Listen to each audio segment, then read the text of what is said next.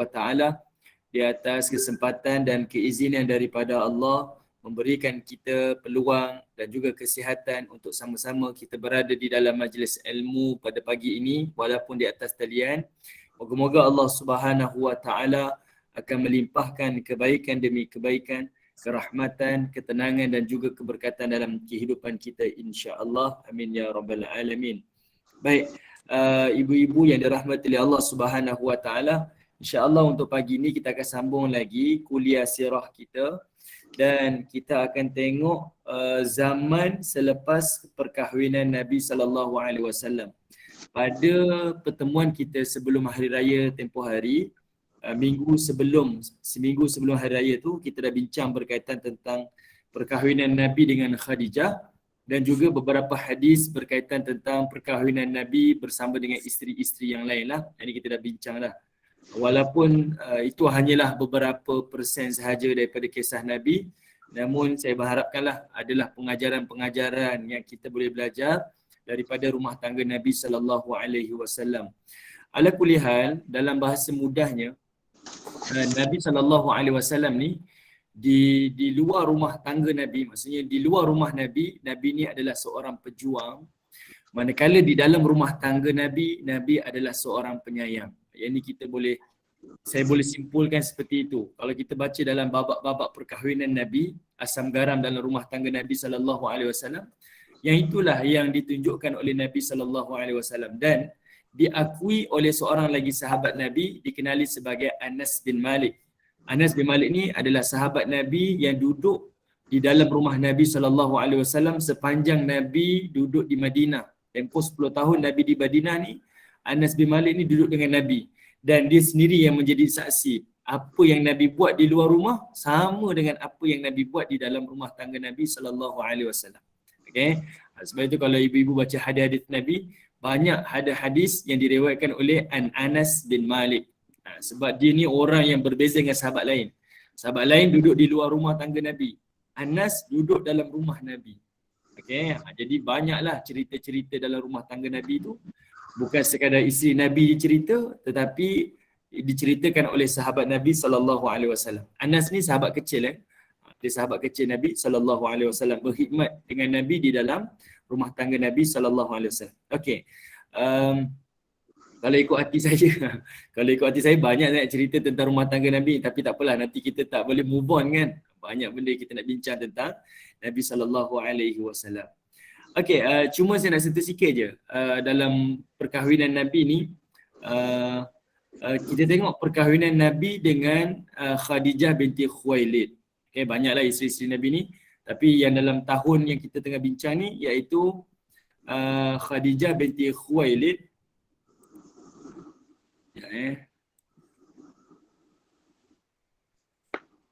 Khadijah binti Khuwailid ni kita tengah bincang dekat sini umur Nabi 25 tahun. Perkahwinan Nabi dengan Khadijah binti Khuwailid ni seperti mana kita dah bincang dah, ada kata usia 40 tahun, ada usia yang hampir sebaya dengan Nabi sallallahu alaihi wasallam. Ni ada dua riwayat. Okey. Tetapi pada tahun yang ke-25 tahun ni usia Nabi ni, Nabi dikurniakan seorang zuriat yang dikenali sebagai Al-Qasim. Sebab itu Nabi ni dikenali sebagai Abul Qasim, ayah kepada Al-Qasim. Tetapi perkahwinan itu anak yang nak dilahirkan itu meninggal dunia ketika kecil. Okey, Al-Qasim lahirnya di sini. Lepas Al-Qasim barulah lahirnya Ruqayyah, Ummul Kalsum, Zainab dan sebagainya lah. Nabi SAW dikurniakan 5 orang anak. Ada riwayat kata 6 orang anak. Seorang lagi Abdullah di hujung nanti. Okey. Tetapi yang mula-mula lahir sekali adalah Al-Qasim. Tetapi Al-Qasim ni meninggal dunia ketika kecil. Dia lahir pada tahun yang sama perkahwinan Nabi SAW dengan Sayyidatina Khadijah binti Khuwailid.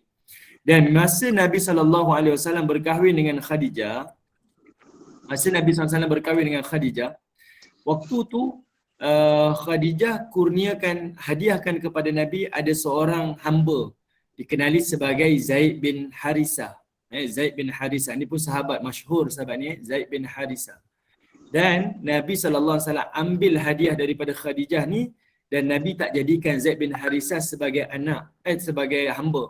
Tetapi dia merdekakan dan dia jadikan sebagai anak angkat dia. Bahkan Nabi binkan Zaid bin Muhammad. Sampailah Allah Subhanahu Wa Taala tegur Nabi dan Allah Taala mengharamkan perbuatan tersebut. Maka daripada Zaid bin Muhammad digantikan semula jadi Zaid bin Harisah.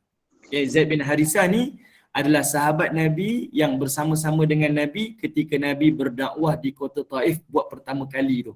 Yang masa Nabi dihalau, dibaling batu, dibaling kayu tu, siapa peneman Nabi? Zaid bin Harisah. Kita boleh kata anak angkat Nabi sallallahu alaihi wasallam. Zaid bin Harisah ni, dia ni kita tak pernah dengar lah nama dia meriwayatkan hadis-hadis Nabi. Sebab apa? Zaid bin Harisah ni dia adalah sahabat yang mahir di medan perang.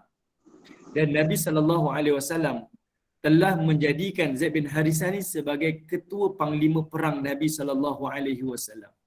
Kalau ibu-ibu nanti, kita ada masa nanti kita akan bincang topik peperangan Nabi ni semasa hayat Nabi dalam tempoh 10 tahun di Madinah.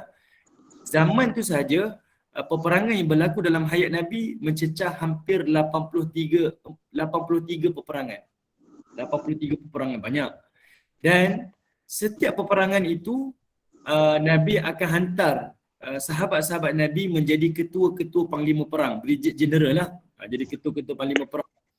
Tetapi sahabat yang paling terbanyak menjadi ketua panglima perang adalah anak angkat Nabi SAW, iaitu Zaid bin Harisah. Saya nak bagi contoh pada ibu-ibu supaya nampak. Kalaulah kita ni nak pergi perang, kebiasaanlah anak kita akan reserve kan. Kita ketua panglima ni, anak kita akan reserve. Kalau boleh dia duduk di bangku simpanan. Kalau dah akhir sekali baru kita hantar anak kita pergi perang. Sebab apa? Sebab sayang. Tapi Nabi SAW tunjukkan yang mana Nabi ni tak pernah ada kompromi dan Nabi SAW tidak ada kroni-kroni lah dalam urusan Nabi SAW. Tak ada kroni-kroni. Yang Nabi tunjukkan, kalau dia layak sekalipun dia adalah anak kesayanganku, aku hantar dia. Dan Zaid bin Harisah ni dialah yang paling terbanyak memegang sebagai Brigadier General perang Nabi ni, iaitu sebanyak 5 peperangan. Yang sahabat-sahabat lain satu je. Satu peperangan, satu sahabat. Umar Al-Khattab yang terkenal sebagai seorang sahabat yang paling outspoken lah, yang paling gurang. Sampai syaitan pun takut dengan dia. Nabi hantar sekali je.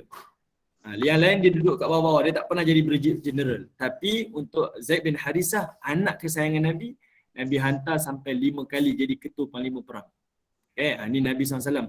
Lagi dia sayang, lagi duduk di frontliner. Sama juga dengan menantu Nabi, iaitu Ali bin Abi Talib ni, menantu kesayangan ni. Tapi bila dalam hal peperangan, sebelum perang mereka ada duel.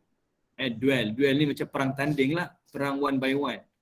Nabi akan hantar, setiap kali ada duel, Nabi akan hantar Ali bin Abi Talib. Betul poin Tan. Kalah mati. Sebelum berlaku perang tu dia ada one by one, kalah mati.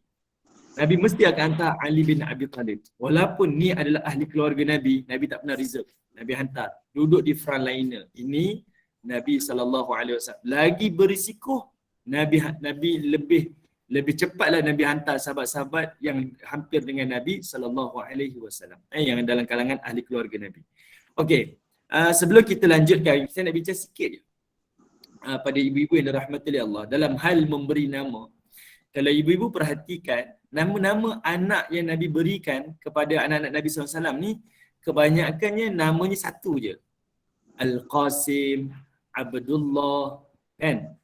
Kemudian siapa lagi? Zainab, Ummul Kalthum, Ruqayyah, nama yang satu-satu. Dan ia menjadi sunnah. Menjadi sunnah. Kita ada anak, kita ada cucu, kadang-kadang dua nama dah membadai dah. Sebab mungkin satu nama tu tak sampai maksud, kita buat dua nama. Tapi hari ni ada yang sampai 3 nama, 4 nama, 5 nama pun ada. Betul. Sekarang ni dah sampai ke tahap tu dah. Tapi ada baiknya bagilah nama yang satu saja. Sebab kalau nama panjang-panjang pun bukan panggil keseluruhan pun. Kita hanya panggil satu je. Kita jangan tamaklah, kongsilah nanti ada anak-anak cucu-cucu berikutnya, bagilah. Ni kadang-kadang atuk bagi satu nama, nenek satu nama, ayah satu nama. lahirnya cucu seorang je. Jadi sebabkan seorang tu semua nak kongsi, bagilah sekali 3 nama. Yang Nabi ajar, Nabi bagi satu nama sahaja. Okey. Oh, saya terlupa tadi.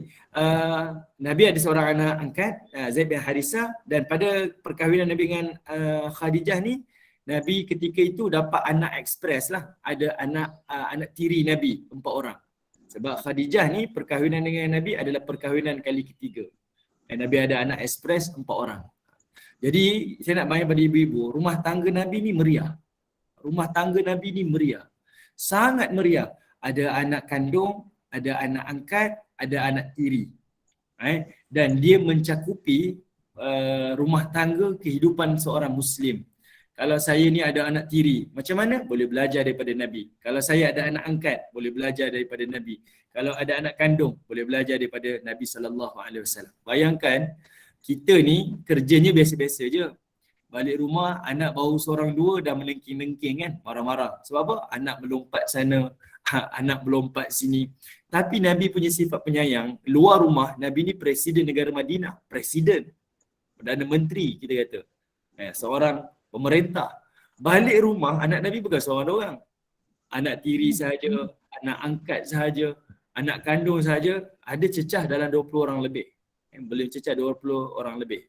Ada satu riwayat saya baca, cecah 20 orang lebih dalam satu masa. Bayangkan macam mana meriahnya rumah tangga Nabi SAW.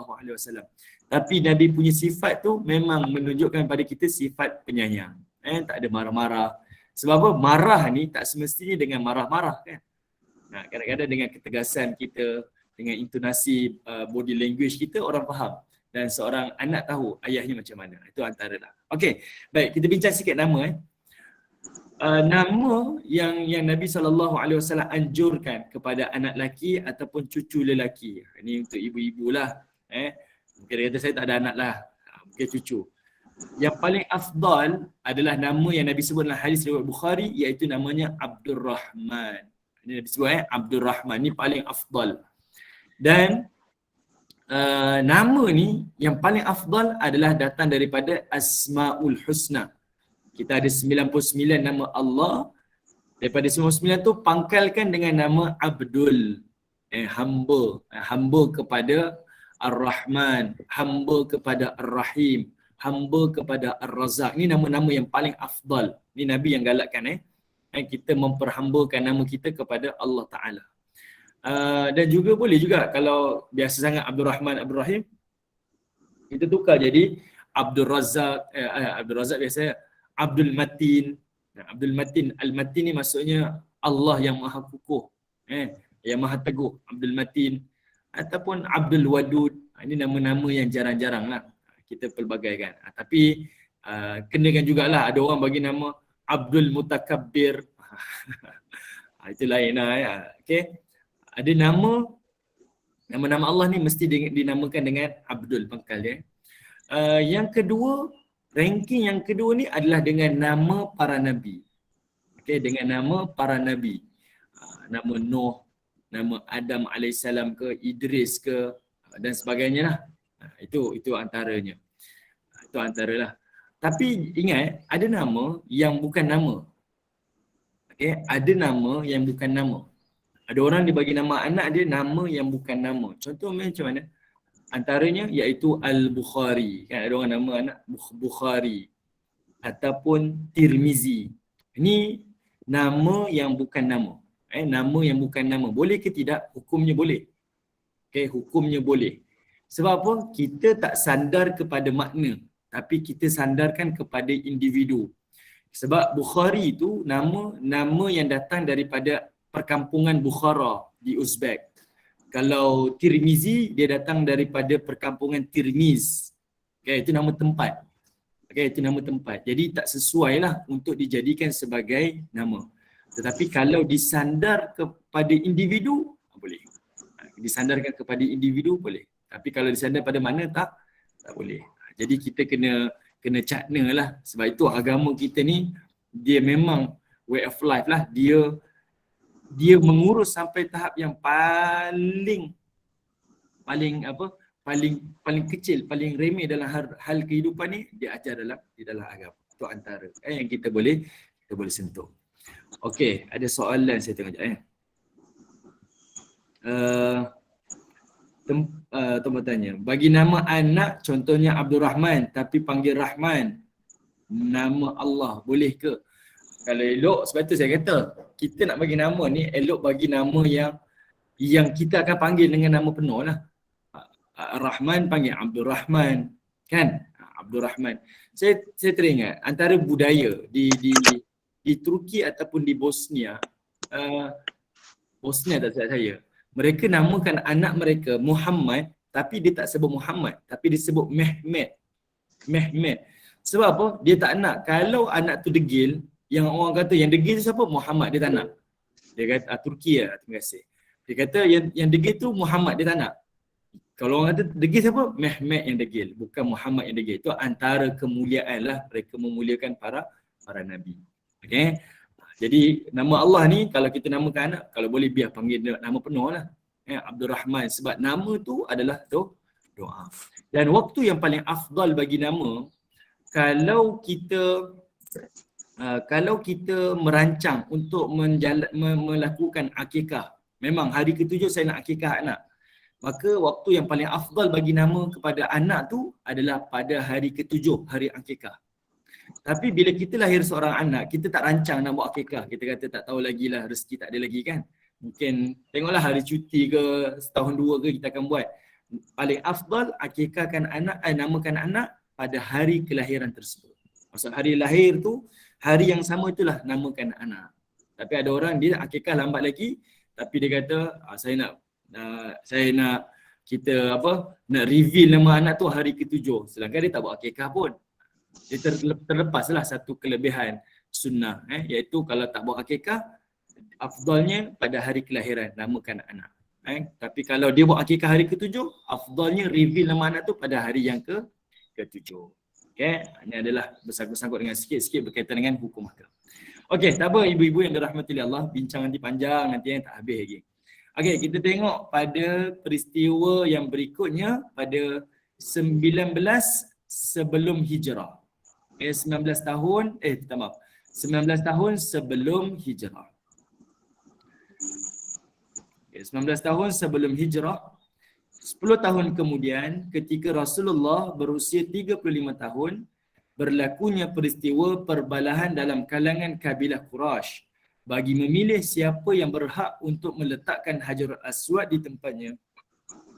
Lalu mereka sepakat memilih Rasulullah untuk membuat keputusan. Maka baginda memutuskan ke semua pemimpin Quraisy meletakkan Hajarul Aswad bersama-sama. Baik, perbincangan dekat sini menarik.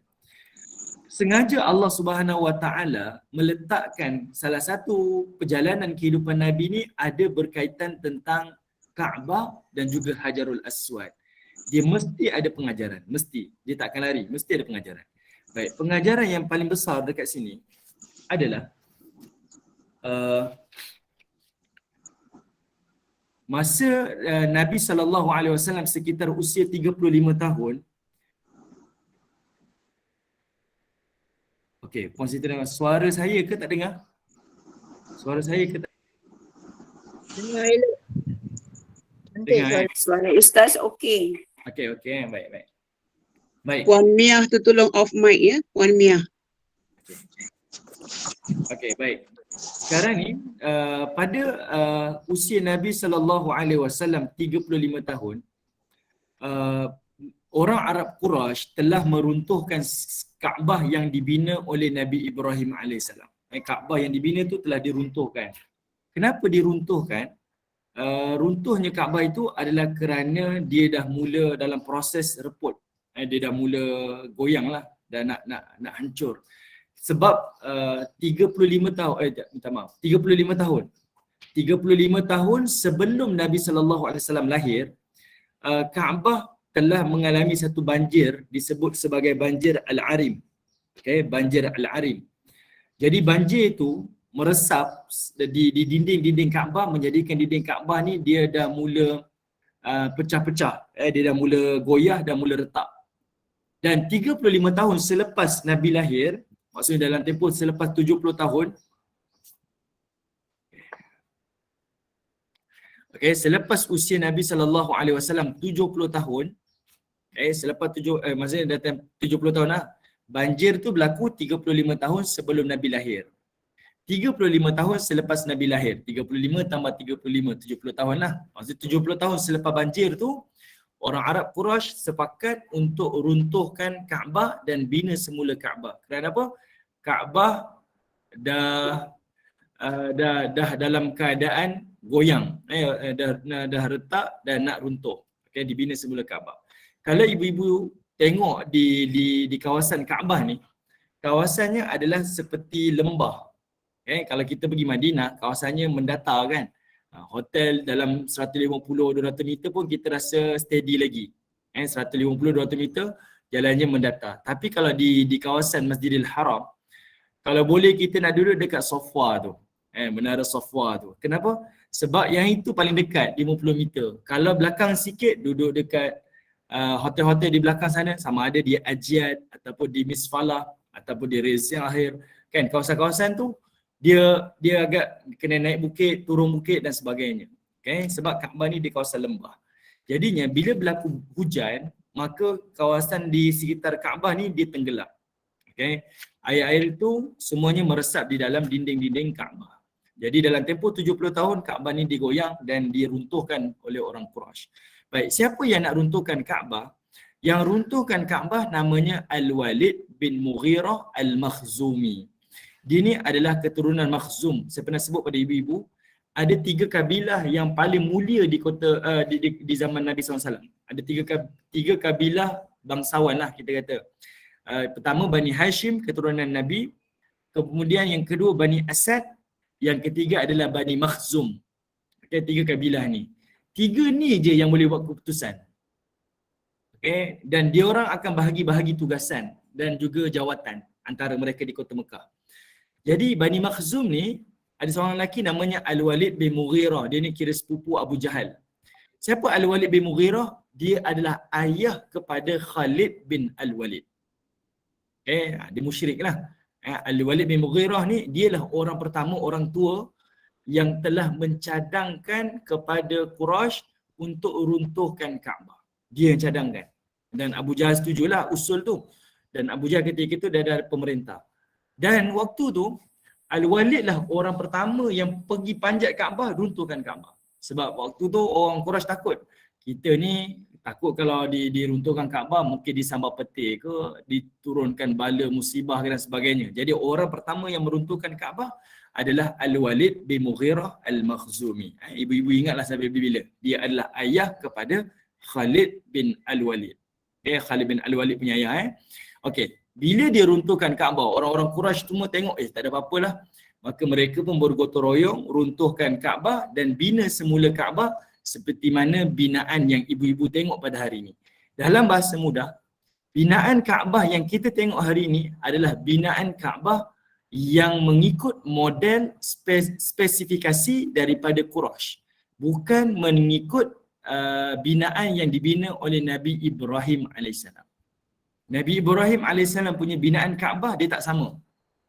Okay? Nabi Ibrahim punya binaan Kaabah dia tak sama. Dia binaannya berbeza sedikit daripada binaan yang dibina oleh orang Quraisy. Yang hari ini adalah binaan Quraisy. Okay.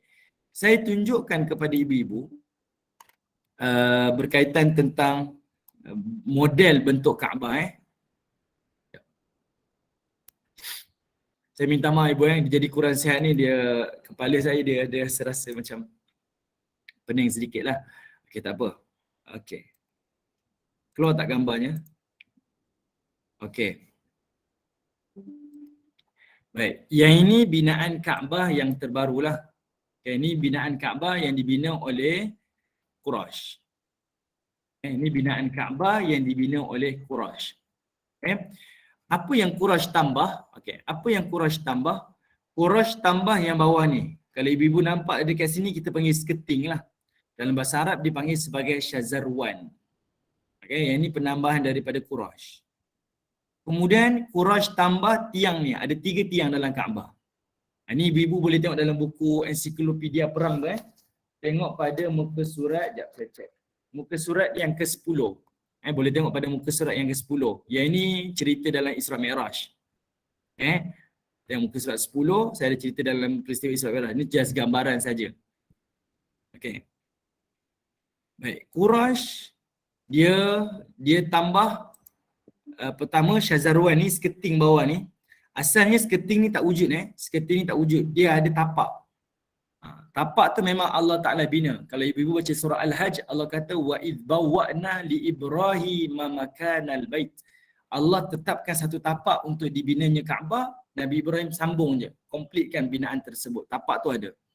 Okay, cuma Quraisy dia buat Syazarwan ni, seketing ni, tujuan dia kalau berlaku apa-apa banjir ke, air ke, dia punya air tu tak meresap ke dinding Kaabah. Sebab dinding Kaabah ni batu-batu ni adalah batu-batu yang kekal. Dia bukan batu yang dibina baru. Okay, dia adalah batu yang dikekalkan. Okay, dia tak dipecah digantikan dengan batu bata yang baru dan sebagainya, tak. Jadi dia tak nak runtuhan ni air meresap. Jadi dia buat yang ini. Okay, dia buat Syazarwan ni. Okay. Baik. Saya minta maaf sekejap je bu. Sekejap.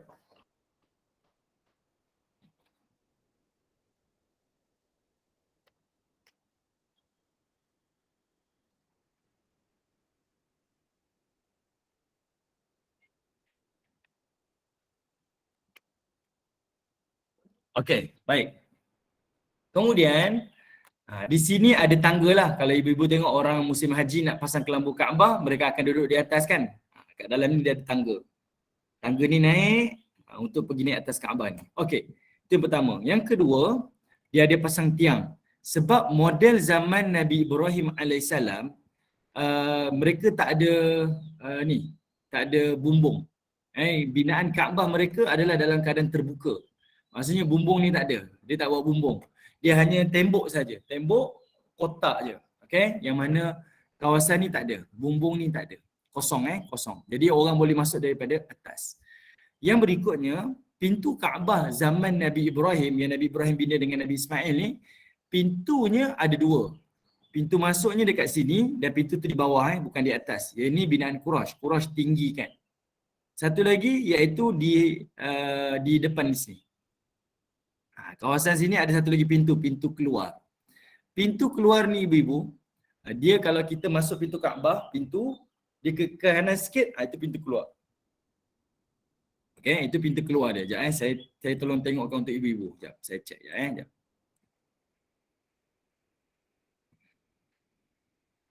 Sekejap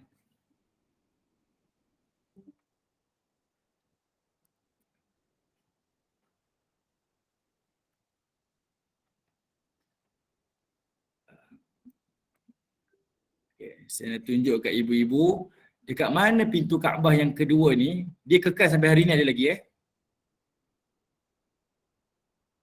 Okay, satu lagi kalau ibu-ibu tengok yang ni. Kan. Sekejap.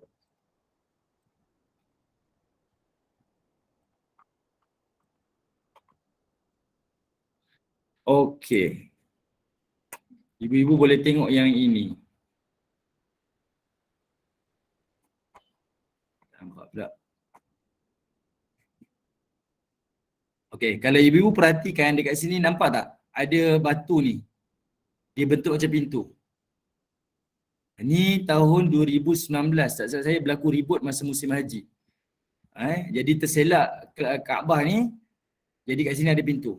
Di tembok ni. Ni pintu kedua Kaabah. Okey. Boleh nampak Ini pintu kedua Kaabah. Pintu ni pintu keluar dan ini adalah pintu yang dibina oleh Nabi Ibrahim AS.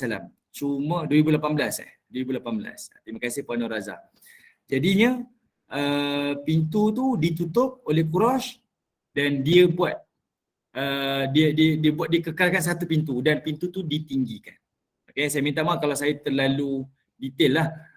Cuma saya rasa puas untuk saya cerita pada ibu-ibu. Kenapa saya nak cerita benda-benda ni? Sebab antaranya berlaku satu peristiwa lah. Orang Quraisy, mereka ni asalnya tak percaya kepada tak kita kata walaupun dipanggil sebagai jahiliyah, tapi orang Quraisy ni mereka bertuhankan dengan Allah Subhanahu Wa Taala dan mereka mengikut syariat Nabi Ibrahim AS. Sebab itu bila mereka runtuhkan Kaabah, nak membina semula Kaabah, Abu Jahal kata apa? Kita mesti membina semula Kaabah dengan duit yang halal sahaja. Okay? Kita mesti nak membina Kaabah dengan duit yang halal sahaja. Maksudnya duit yang haram kami tak nak bina Kaabah. Macam mana Abu Jahal tahu adanya halal dan haram? Sudah tentu kerana mereka mengikut syariat Nabi Ibrahim AS. Sebab itu Allah kata apa? Wala in sa'altahum man khalaqas samawati wal ard wa sakhara syamsa wal qamar la yakulunna Allah. Kalau kamu tanyakan kepada mereka, siapa Tuhan yang jadikan alam ni, langit bumi ni, yang jalankan bulan matahari ni? La yakulunna Allah. Mesti mereka kata Allah lah Tuhan yang menciptakan alam. Okay? Yang itu mesej yang nak disampaikan di dalam sirah Nabi SAW. Orang Quraisy ni orang yang beriman kepada Allah dan Rasul. Beriman. Tetapi mereka melakukan perkara yang bercanggah dengan Allah dan Rasul. Pengajaran ni apa kita? Kita berada di zaman yang orang Muslimnya ramai.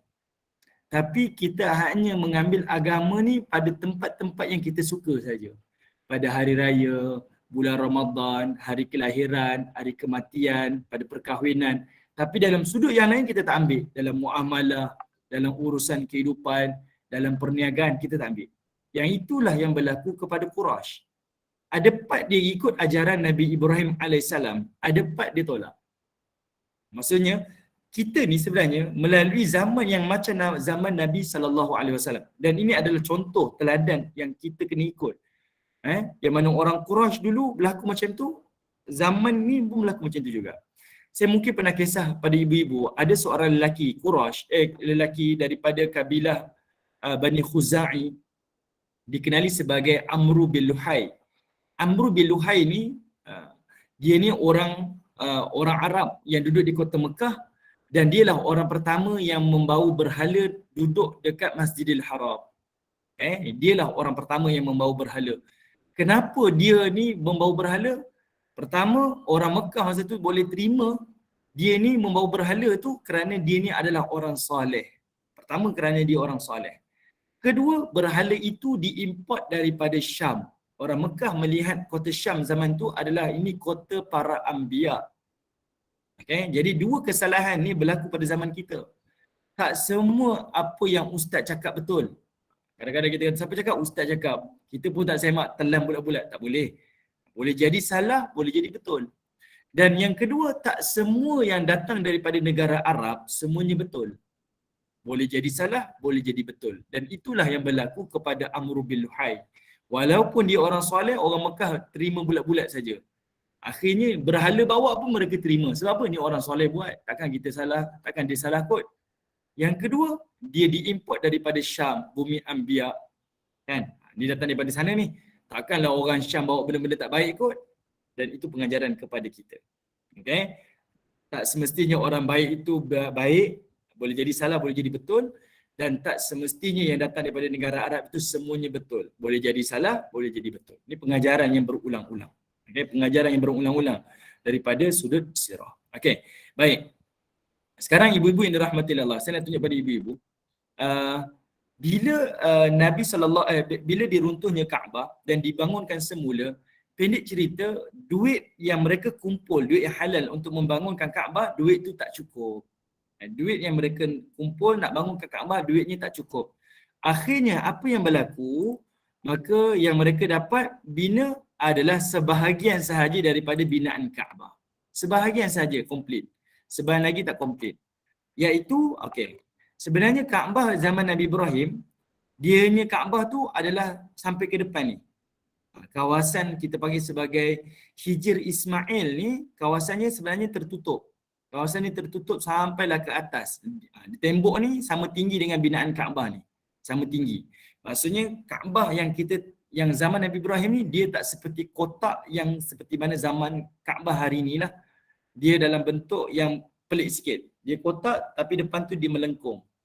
Okay? Jadi, orang Quraisy tak dapat bina seperti mana binaan Nabi Ibrahim. Kenapa?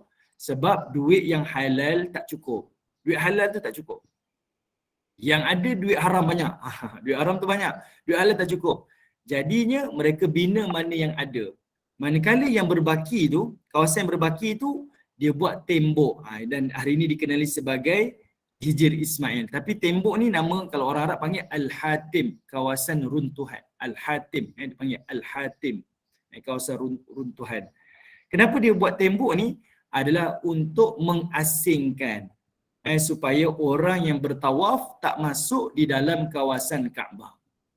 Okay, orang yang bertawaf tak masuk dalam kawasan Kaabah. Sebab itu kalau kita tawaf, kita akan pusing Kaabah ni termasuk luar daripada kawasan Hijr Ismail kan. Kalau kita ingat di kursus umrah, kursus haji, dipesan kalau tawaf masuk dekat jalan ni, dekat kawasan pintu ni, lintas buat shortcut, maka tawafnya tidak sempurna, tidak sah. Sebab apa? Dia masuk dalam kawasan Kaabah. Tapi kalau tengok hari ni kat sini ada pintu kan, ada pengawal. Pintu ni sentiasa tertutup. Pintu belakang ni yang terbuka. Okey. Pintu kawasan ni yang terbuka. Pintu kawasan ni semuanya tertutup. Okey. Baik. Jadinya kawasan ni adalah kawasan Kaabah dan ini yang diriwayatkan oleh Abdullah bin Mas'ud, iaitu Aisyah isteri Nabi sallallahu alaihi wasallam pernah request pada Nabi nak solat di dalam Kaabah. Maka Nabi memegang tangan Aisyah, Nabi bawa masuk dalam Hijr Ismail dan kata Nabi SAW solat dekat sini. Saya solat di sini adalah solat yang paling terbaik lah, sebab solat di sini bererti solat di dalam Kaabah. Dan air yang terbaik adalah air Zamzam. Ini disebut dalam hadis yang diriwayatkan oleh Abdullah bin Mas'ud. Maksudnya siapa yang pernah solat di Hijr Ismail bererti dia pernah solat di dalam Kaabah. Jadi kalau ibu-ibu solat dalam Kaabah ni, dalam Hijr Ismail ni jangan takutlah. Boleh jadi kiblat kita sengit-sengit tu jangan takutlah sebab mungkin sesak kan dalam tu. Sebab duduk dalam ni setiap penjurunya adalah kiblat sebab kita berada di dalam kawasan Kaabah. Boleh? Boleh ibu-ibu dapat Okey. Baik. Jadi binaan Kaabah tak sempurna dan pernah berlaku selepas zaman Nabi sallallahu alaihi wasallam, ada dalam kalangan khalifah pemerintah di bumi Mekah, tak silap saya cucu kepada Abu Bakar As-Siddiq, siapa nama dia? Saya lupa nama dia. Allahumma salli Muhammad, lupa nama dia. Cucu dia jadi pemerintah di kota Mekah, dia pernah bercita-cita nak runtuhkan Kaabah Quraisy ni dan dibina Kaabah dengan binaan Nabi Ibrahim alaihissalam. Tapi ketika dia usulkan cadangan dia pemerintah, dia cadangkan kepada Imam Malik bin Anas, imam besar di Madinah, imam bagi mazhab Maliki. Imam Malik nasihatkan jangan runtuhkan Kaabah. Sebab apa? Kalau diruntuhkan Kaabah dan dibina semula, nanti dia akan menjadi tradisi kepada setiap pemerintah di kawasan Mekah ni. Naiknya pemerintah baru, dia runtuh, dia bina semula. Dia runtuh, dia bina semula. Kata Imam Malik, maka dia akan menghilangkan izzah, kemuliaan bagi Kaabah. Dan saya rasa rasionalnya pandangan ulama' tu, sebab sampai hari ni kalau ibu-ibu tengok, datanglah mana-mana pemerintah, kan? Datanglah mana-mana pemerintah baru ni, mereka mesti nak ada air tangan mereka di dua tanah haram ni, di Masjid Nabawi dan juga di Masjidil Haram. Datanglah Raja Fahd ke, Raja Abdul Aziz ke, Raja Salman ke, ni lepas ni Muhammad bin Salman ni, semua nak ada touch mereka dekat kawasan Masjidil Haram dan Masjid Nabawi dan nak nama mereka diabadikan di dua masjid yang mulia ni. Betul? Kan? Bayangkan kalau Kaabah ni diruntuh, dibina semula. Entahlah sekarang ni Kaabah dah bertatak emas belian mungkin.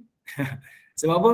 Kalau boleh dia nak usik dan kalau boleh dia nak membuat yang paling terbaik lah. Tapi Imam Malik pesan jangan diruntuhkan. Maka sebab itulah kekal Kaabah yang kita tengok pada hari ini seperti mana binaan Quraisy, tak mengikut spek yang dibina oleh Nabi Ibrahim AS. Okey? Boleh ibu-ibu dapat Baik. Sekarang kita perhatikan. Betul, terima kasih Puan Azrina. Abdullah bin Zubair. Seorang lagi adiknya Urwah bin Zubair. Urwah bin Zubair dia pemerintah di Madinah. Dia dua orang ni, dua-dua ni pemerintah Mekah, seorang lagi pemerintah di Madinah. Terima kasih Puan Azrina, ingatkan. Okey. Betul. Menantu Abu Bakar Zubair bin Al-Awwam. Okey, Nur Raza betul. Hilanglah originality dia, tapi Nabi SAW tunjukkan kepada kita, Nabi walaupun ada cita-cita tapi Nabi tak buat. Sebab apa? Sebab ada kalanya dalam urusan dakwah ada benda yang lebih utama untuk kita utamakan. Ya, kalau ikutkan kita bina semula Kaabah mengikut spek Nabi Ibrahim lah setelah Nabi tawan kota Mekah. Tapi Nabi tak buat. Sebab apa? Ada yang lebih utama. Apa yang utama? Kita kena runtuhkan berhala dan kita kena letakkan tauhid kepada orang Mekah. Itu yang dilakukan oleh Nabi. Dalam urusan dakwah macam itu juga. Ada benda yang utama dan ada benda yang kita kena accept. Dalam hal budaya, contoh dalam perayaan hari raya kita. Kita rasa, ya, perayaan Aidilfitri ni hanya sehari je, 1 Syawal. 2 Syawal dah tak kira hari raya. Tapi kerana budaya masyarakat kita, masih lagi berhari raya, kunjung mengunjung sampai 30 Syawal, ada orang open house terlajak sampai bulan Zulkaidah, selagi mana dengan niat untuk bersilaturrahim, bersedekah kan, dengan memberi makan, selagi mana dia tak bercanggah dengan syarak, maka kita kata on lah, tak ada masalah. Itu dari sudut dakwah lah. Dari sudut dakwah macam tu. Betul. Ada aulawiyat dia, ada keutamaan di dalam urusan dia. Okey. Baik. Ibu-ibu yang dirahmati oleh Allah Subhanahu Wa Taala. Sedikit saya nak bincang berkaitan tentang kawasan Kaabah. Bila Nabi SAW, bila orang Mekah ni duduk bertelagah nak letak Hajarul Aswad. Kalau baca dalam riwayat sejarah, riwayat sirah, masa kabilah ni dia nak letakkan Hajarul Aswad di tempat ni, berlakulah perbalahan, pergaduhan hampir membawa kepada peperangan besar-besaran di kota Mekah. Hampir. Okay. Kita pun pelik. Kita kalau baca sirah dan kita dengar sirah, kita kata, ya Allah, nak letak Hajarul Aswad pun nak bergaduh kan? Sampai nak berperang. Sebab dalam riwayat kata, peperangan tu hampir tercetus di Tanah Haram. Dan peperangan yang paling terbesar. Sebab apa? Masing-masing berebut nak ambil Hajarul Aswad, nak letak tempat asal dia. Sampailah dicadangkan adik kepada Al-Walid bin Mughirah ni, adik dia bernama Abu Umamah bin Mughirah Al-Makhzumi, adik kepada Al-Walid tadi, namanya Abu Umamah. Dia cadangkan, kita tunggu siapa orang pertama yang masuk ke dalam Masjidil Haram, kita bagi dia hak untuk memberi cadangan dan menyempurnakan letak batu Hajarul Aswad di tempat asal dia. Tengok-tengok Nabi SAW. Okey. Baik. Saya rasa peristiwa tu dia sangat signifikan dengan zaman hari ni. Kalau zaman tu orang berebut nak angkat Hajarul Aswad letak di tempat asal dia, orang hari ni berebut cium Hajarul Aswad walaupun sanggup bergaduh, bergadai dan sebagainya. Betul? Saya rasa benda tu sama je, tak ada berbeza pun. Okey. Kita cium Hajarul Aswad pun kita sanggup bergaduh, berbalah dan sebagainya. Apatah lagi orang zaman tu, sesiapa yang dapat mengangkat Hajarul Aswad letak di tempatnya, dia akan diberikan privilege. Okey. Orang Quraisy dimuliakan kerana mereka ni menjaga Kaabah. Diutamakan sebab dia ni jaga Kaabah. Dan antara privilege yang orang Quraisy dapat, kalau mereka ni pergi berdagang, berniaga ke Syam atau ke Yaman, tidak ada Arab-Arab Badui, lanun-lanun pada pasir ni yang boleh mengusik, menyentuh dan merampas harta-harta dagangan dia. Sebab apa? Kerana memberikan kemuliaan. Dia ni siapa? Bangsa Quraisy. Ini bangsa penjaga Tanah Haram ni. Jadi kita takkan usik dia. Tapi kalau datang daripada kabilah-kabilah yang lain, Bani Bakrin ke, Bani Abdiddar dan sebagainya, dia akan curi. Dia akan rampas dan dia akan rompak harta perdagangan tersebut. Tapi kalau kata Quraisy, tak ada. Jadi sebab itu, mereka nampak satu, kemuliaan mengangkat Hajarul Aswad letak tempat asal dia. Yang kedua, kabilah tu akan dimuliakan oleh kabilah-kabilah yang lain. Sebab itu mereka sanggup bergaduh dan berperang. Samalah macam kita hari ni, sanggup bergaduh dan juga berperang. Semata-mata nak cium Hajarul Aswad. Sebab itu, ibu-ibu yang dirahmati oleh Allah, Nabi SAW ajar kepada kita, daripada sudut perbuatan Nabi, ada kala Nabi cium Hajarul Aswad. Ada kala Nabi istilam kan. Nabi angkat tangan, Bismillah, Ya Allahu Akbar. Nabi kucup tangan Nabi SAW.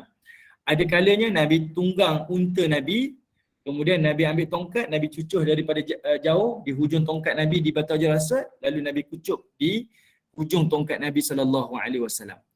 Kenapa Nabi buat macam tu? Sebenarnya Nabi nak tunjukkan semua cara adalah sama. Kelebihannya tetap sama, iaitu mendapat pengampunan Allah. Cuba kalau ibu-ibu pergi dengan saya pergi umrah, saya pun kata pada ibu-ibu yang first time ataupun yang dah lama tak datang, saya kata kali ni kita tak payah rebut-rebut lah cium Hajarul Aswad. Okey, tak payah rebut-rebut nak cium Hajarul Aswad. Kalau boleh istilam je, memadai. Apa kita rasa?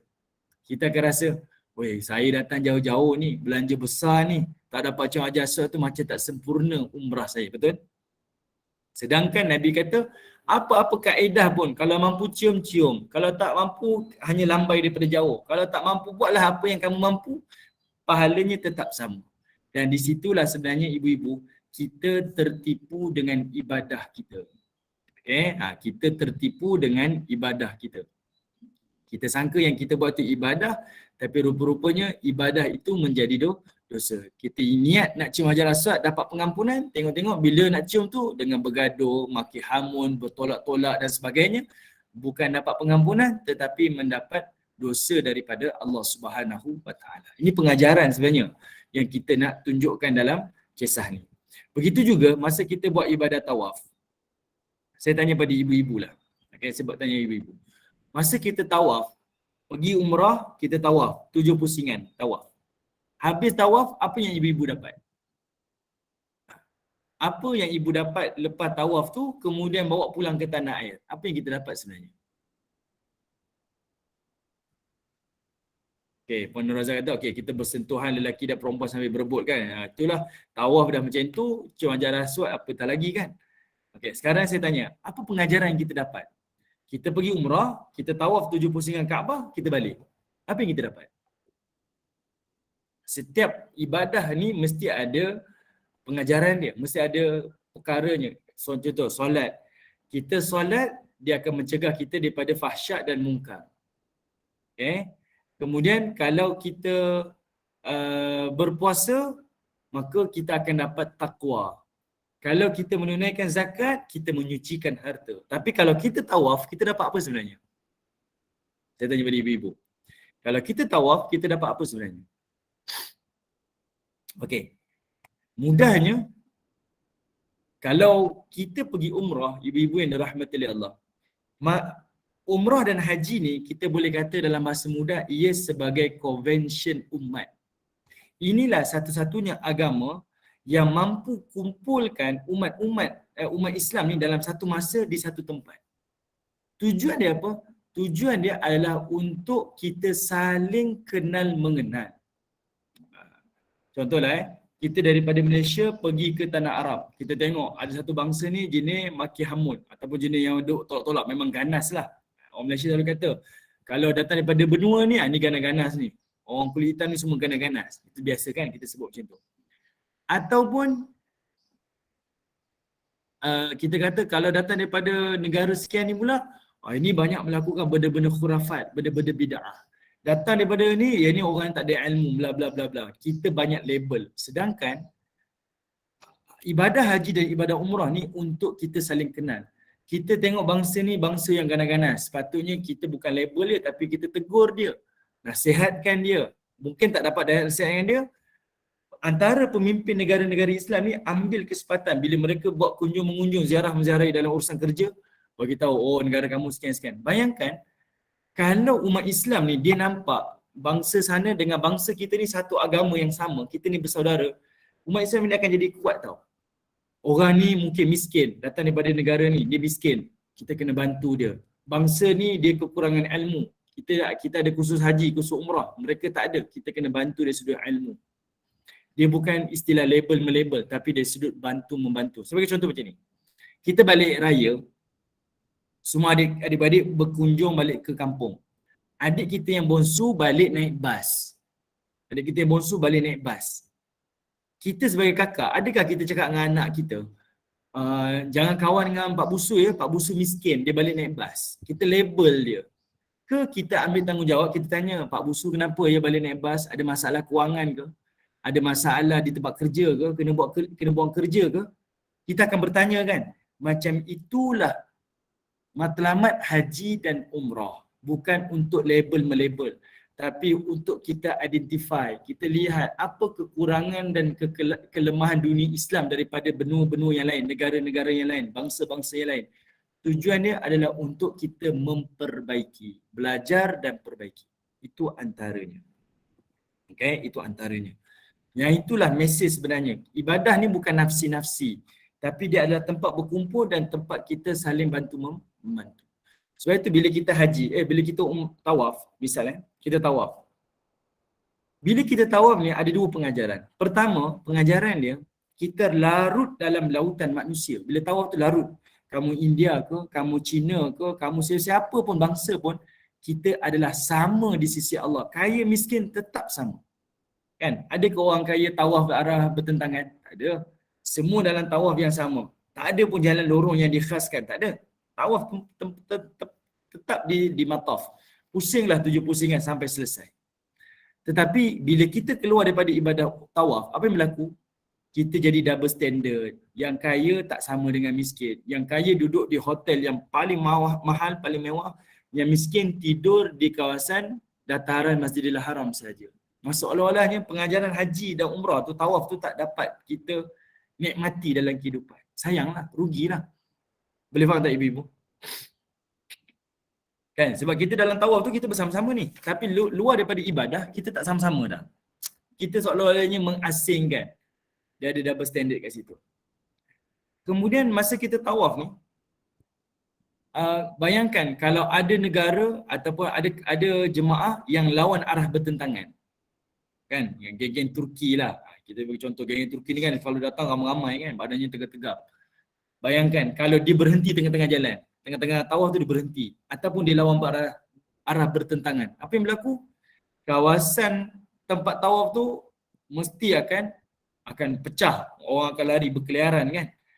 Itulah yang Allah Ta'ala nak tunjukkan kepada kita. Dunia Islam ni, semua dunia Islam ni dia kena bersatu. Dan dia mesti ada satu matlamat yang sama. Satu pusingan yang sama. Kalau salah satu daripada negara Islam ni tak sama matlamat dia, jangan kata dia rosak, tapi seluruh dunia Islam akan rosak. Faham tak? Undang-undangnya sama. Dia mesti kena ikut satu arah, satu matlamat, satu jalan. Tapi kalau masing-masing buat cara masing-masing, dunia Islam tak bersatu, dia akan berpecah dan dia akan rosak. Dan itu pengajaran yang kita dapat daripada ibadah tawaf. Okay? Samalah nanti, saya tak sempat nak bincang tentang sa'i, begitu juga dengan tahallul. Semuanya ada pengajaran-pengajaran. Dan Nabi SAW nak tunjukkan kepada kita, kalau di kawasan Kaabah ni tak selesai, kamu tak bersatu, dalam hal urusan dunia Islam, kamu takkan bersatu. Okay, sebab itu bila umat Islam belajar sirah Nabi, dia tak sekadar nak melihat secara kronologi hidup Nabi ni, tetapi dia kena cerminkan kehidupan Nabi kepada kehidupan kita sendiri. Barulah kita akan dapat pengajaran demi pengajaran dalam kehidupan dan juga dalam sirah Nabi sallallahu alaihi wasallam. Okey. Baik, ada apa-apa soalan ke ibu-ibu? Okay. Ada apa-apa soalan ke?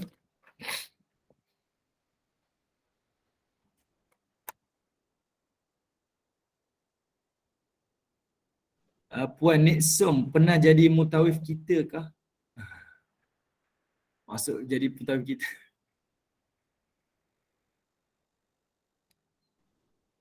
Saya adalah bawa jemaah tapi bukanlah full time. Ada kalanya ada grup-grup yang minta bawa tu saya bawa. Tapi saya taklah menetap dekat sana untuk uruskan jemaah. Tak adalah. Tapi pernahlah bawa. Okey. Baik. Baik, ada soalan ibu-ibu? Mungkin ada yang nak bertanya dan sebagainya sebelum kita ni. Cerita pasal Kaabah ni pun tak selesai sebenarnya ni. Ada banyak benda yang nak dibincangkan. Okey, sekiranya ada kemuskilan ataupun nak dapatkan penjelasan yang lanjut, bolehlah tanya pada Ustaz sekarang, insyaAllah.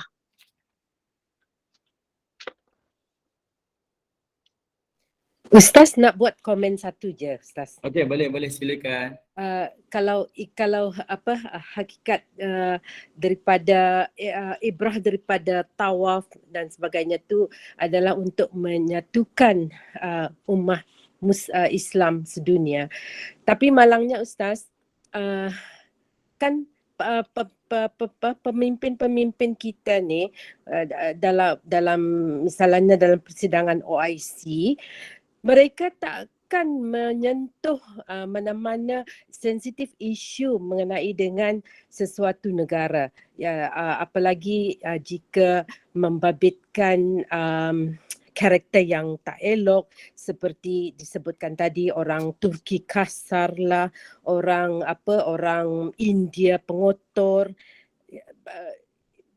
Itulah observation saya.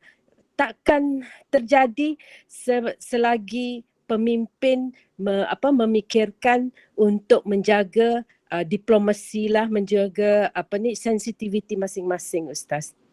Melainkan sekiranya ada satu suara yang kuat yang memulakannya. Okey, baik. Baik, sebenarnya macam ni. Ada satu hadis daripada Nabi sallallahu alaihi wasallam. Kita tengok macam sekarang ni. Sekarang ni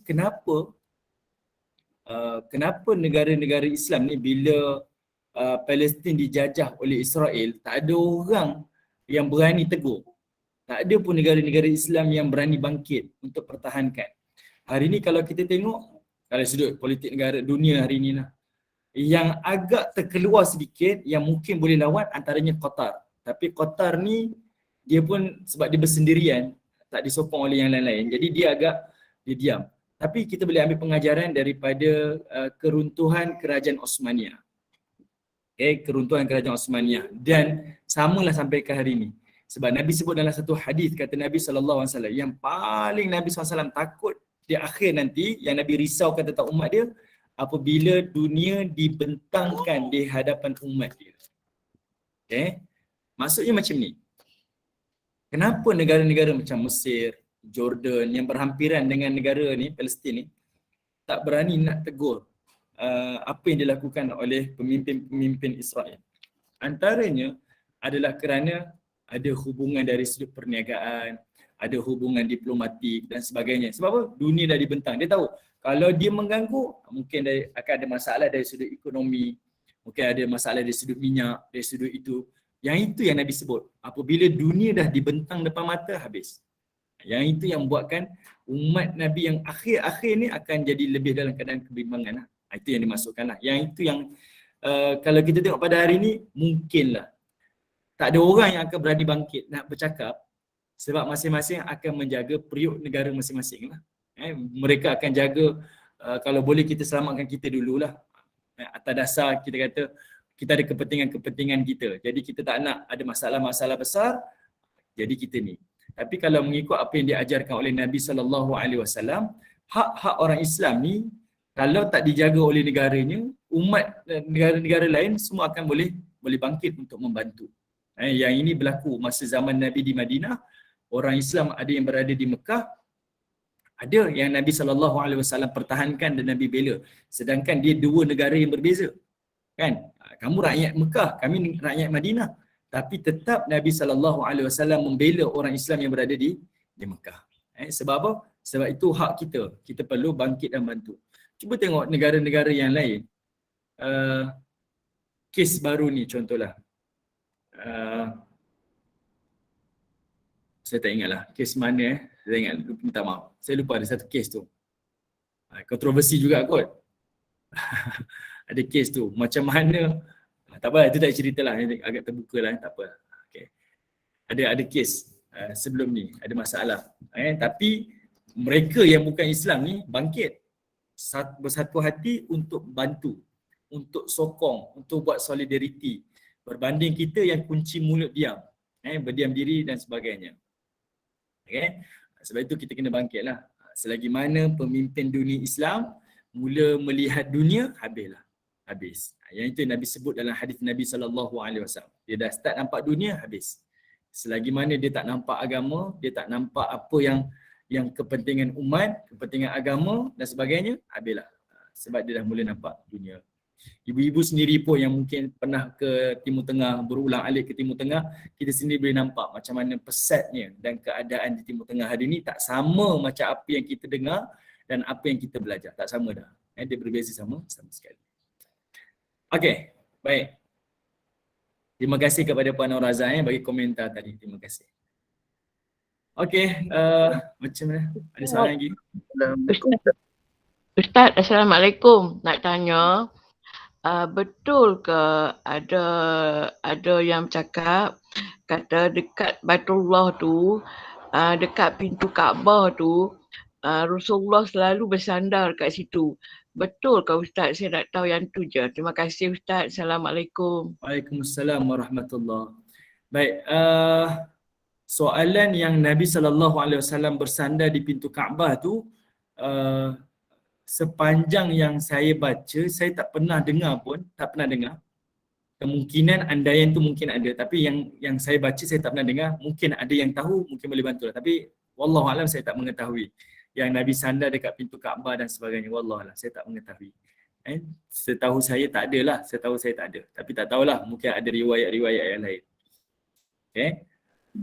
Assalamualaikum Ustaz. Waalaikumsalam Tuan Haji.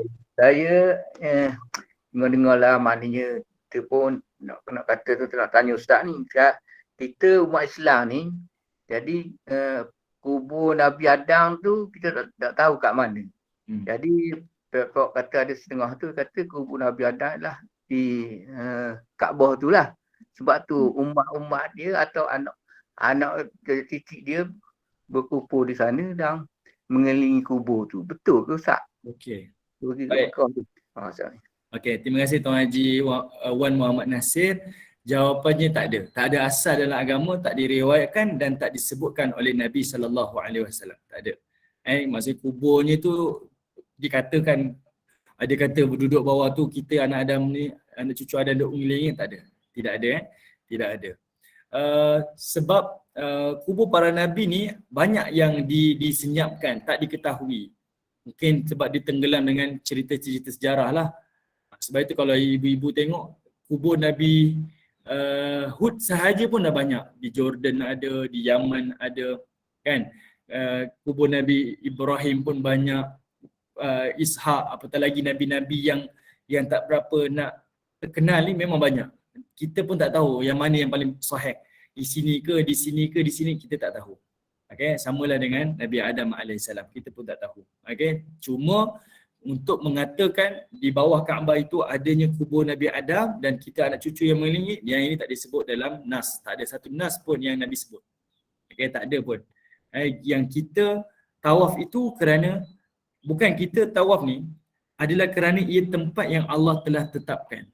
Okay, kalau Kaabah tu terangkat sekalipun, orang tetap tawaf dekat kawasan tersebut.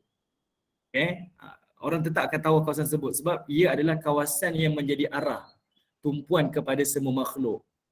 Tidak ada sebab-sebab yang lain. Sebab itu kalau ada orang tuduh kita ni menyembah Kaabah, menyembah batu, menyembah bangunan, itu satu kenyataan yang salah lah. Kalau orang buang Kaabah tu pun kita tetap akan beribadah menghala ke situ. Sebab itu adalah satu arah. Satu arah. Itu maksud dia. Wallahualam. Terima kasih. Assalamualaikum Ustaz. Satu lagi Ustaz, saya sebab apa kita ke tawaf tu tujuh kali tawaf Ustaz? Ada maksud dia Ustaz? Oh, maksud dia? Maksud 7 kali tawaf. Okey. Okey. Apa sebab kena 7 kali tawaf kan? Apa sebab kena 7 kali tawaf? Yang ini sebab ia adalah syariat. Dia adalah syariat. Ibadah ni ataupun syariat ni benda yang ditetapkan. Sebab itu kita tak persoalkan kenapa subuh 2 rakaat, kenapa maghrib kena 4 rakaat, kenapa maghrib 3 rakaat, zuhur, asar, isyak kena 4 rakaat. Kita tak persoalkan sebab ia adalah syariat yang Allah tetapkan. Samalah dengan tawaf dan sa'i, kenapa kena 7 pusingan, kenapa kena 7 kali? Sebab ia adalah satu ibadah yang telah ditetapkan dan disyariatkan. Tak ada sebab pun. Kenapa 7, kenapa tak 6, ada angka-angka tertentu, tak ada. Sebab ia adalah syariat yang telah ditetapkan. Wallahualam. Puan Ros ada nak tanya tadi ke? Terima kasih Ustaz. Sama-sama Tuan. Assalamualaikum Ustaz. Waalaikumsalam. Saya nak tanya, kalau kita buat haji tamattu, kita kena dam Ustaz. Kita apa? Kena dam. Kan tamattu. Tamattu. Kalau kita buat haji ifrad, kita tak perlu kena dam kan? Tapi ada yang berkata kalau buat umrah sebelum kita buat haji, walaupun kita buat ifrad, kita kena bayar dam. Betul ke Ustaz? Oh, itu kena tanya balik. Kena tanya pakar tu. Sebab sekarang ni ada perubahan dari sudut hukum tu.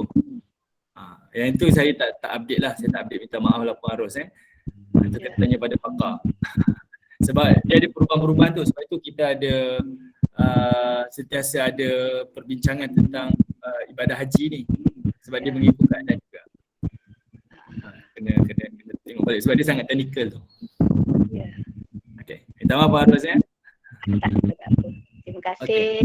Sama-sama. Baik, mungkin saya boleh serahkan pada puan moderator lah, insya-Allah. Okey, alhamdulillah. Alhamdulillah. Amin amin ya rabbal alamin. Jazakumullah khairan kasran. Fadil Ustaz Muhammad Aizuddin yang menceritakan tentang sirah Rasulullah berpandukan kepada ensiklopedia perang Rasulullah. Banyak pengajaran yang kita dapat daripada sirah yang disampaikan. Untuk makluman para muslimin muslimat yang belum lagi dapatkan buku ini, boleh dapatkan, dan Ustaz merupakan penulis buku ini. Jadi kita rasa bertuah kerana Ustaz sendiri yang mengupas, membedah kandungan ataupun buku ensiklopedia perang Rasulullah. Jadi kalau yang berminat bolehlah ni rujuk kepada pihak Gema Yasin Nur Iman, pada pihak admin.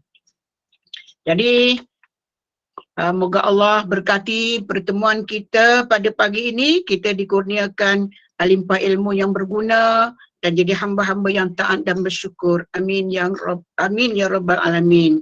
Jadi bagi pihak Gema Yasin dan juga para jemaah, kami doakan moga Ustaz terus sihat dan dipermudahkan segala urusan Ustaz, insya-Allah. Lepas itu kita umumkan juga kuliah-kuliah Gema Yasin Nur Iman pukul 8 malam bersama dengan Ustaz Amrullah Tuda, Akidah Ahli Sunnah wal Jamaah, dan pada pukul 9.15 malam pengajian tahsin bersama Ustaz Amrullah Umar. Jadi teruslah imarahkan kuliah-kuliah Gema Yasin Nur Iman. Jadi sebagai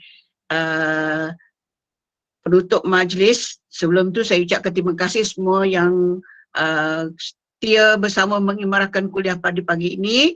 Jadi sebagai penutup kuliah dipersilakan Ustaz untuk memimpin bacaan tasbih kafarah dan seterusnya dengan surah Al-As ataupun doa untuk akhiri kuliah kita. Dipersilakan. Bismillahirrahmanirrahim. Alhamdulillahi rabbil alamin wassalatu wassalamu ala asyrafil anbiya wal mursalin wa ala alihi wa sahbihi ajma'in. Allahumma ighfir lana dhunubana wa liwalidina warhamhum kama rabbana sighara wal jamil muslimin wal muslimat wal mu'minin wal mu'minat al ahya'i minhum wal amwat. Allahumma inna nas'aluka al huda wat tuqa wal afaf wal ghina. Allahumma kfina bihalalika an haramik wa aghnina bifadlika amman siwak. Allahumma inna nas'aluka ilman nafi'a wa rizqan tayyiba wa amalan mutaqabbala. Allahumma inna na'udzubika minasyiqa wan nifaq wa su'il akhlaq. Rabbana hab lana min azwajina wa zurriyyatina qurrata a'yun waj'alna lil muttaqina imama. Rabbana atina fid dunya hasanah wa fil akhirati hasanah wa qina adzabannar. Sallallahu ala sayyidina Muhammad wa ala alihi wa sahbihi wa baraka wa sallam. Walhamdulillahi rabbil alamin. Terima kasih Ustaz dan kepada semua jemaah yang hadir pada pagi ini. Teruskan bersama dengan kuliah seterusnya nanti, insya-Allah. Jumpa lagi. Assalamualaikum. Terima kasih Ustaz. Terima kasih Ustaz. Terima kasih Ustaz. Terima kasih Ustaz. Semua assalamualaikum warahmatullahi wabarakatuh. Hari raya, maaf Zaidin. Cepat-cepat sihat Ustaz untuk kuliah seterusnya. Assalamualaikum. Terima kasih Ustaz. Terima kasih semua. Assalamualaikum. Assalamualaikum Ustaz. Waalaikumsalam warahmatullahi wabarakatuh. Terima kasih Ustaz. Terima kasih semua. Assalamualaikum. Terima kasih kepada semua yang hadir. Terima kasih Ustaz. Terima kasih. Assalamualaikum Ustaz, sahabat-sahabat semua. Assalamualaikum. Waalaikumsalam warahmatullahi wabarakatuh. Terima kasih kepada semua yang hadir. Warahmatullahi wabarakatuh. Terima kasih Ustaz. Terima kasih semua. Assalamualaikum. Terima kasih. Mau pukul 10 tak gapo. Dah pukul 8. Kitab apa ni, Ahli Sunnah wal Jamaah bersama dengan Ustaz Amrullah Tuda. Pukul 10.30. Pukul 8. Ustaz. 8 malam. Bagi yang nak mengaji Quran, kita ada Ustaz Amrullah Umar. Siapa yang nak baca untuk Ustaz tahsinkan kita punya bacaan, boleh hadir pukul 9.15 malam. Selepas kuliah Ustaz Amrullah Tuda selepas kuliah Ahli Sunnah wal Jamaah. Satu Kak. Okey, terima kasih Kak Noh. Ya. Sama dengan Ustaz Amrul Umar. Dulu Ustaz kita buat petang pukul 5.30. Jadi sekarang ni dah tukar. Tapi sekarang ni tukar sebab Ustaz pun ada hal pukul 5.30. Jadi kita cuba buat pukul 9 suku malam ni. Jadi siapa yang nak baca, nak bagi Ustaz perbetulkan makhraj, sifat huruf, tajwid, bolehlah sama-sama. Ataupun yang nak mendengar, yang tak nak baca pun boleh dengar. Rakan-rakan yang mana yang nak baca kita baiki, insya-Allah. InsyaAllah. Okey, terima kasih Kak Noh. Terima kasih semua.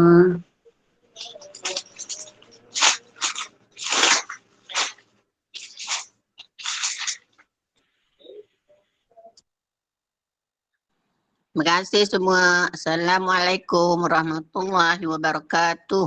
Waalaikumsalam warahmatullahi wabarakatuh. Terima kasih. Assalamualaikum. Waalaikumsalam warahmatullahi wabarakatuh.